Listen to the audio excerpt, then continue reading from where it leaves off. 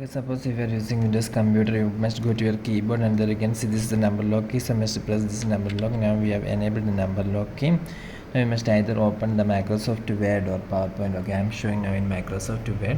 So for creating a symbol, that is, this is the symbol we are going to create. There is patient simming. So for creating this symbol using Alt code, that is Alt 127 946 is the alt code for creating this symbol, that is patient simming symbol. Okay, I'll show you how to create. So after opening your Microsoft Word, you must go to your computer keyboard and there is the number lock. You must press this number lock. Now you enable the number lock. I can see an alt key on the left side of my space bar. You must press this alt key. You did not remove your finger from this alt key. At the same time, you must type here 127946. Okay, after that you can release your finger from this alt key. So if you do like that, then you can see that this symbol have been added. For more videos like this, you can subscribe Engineer Cell Online.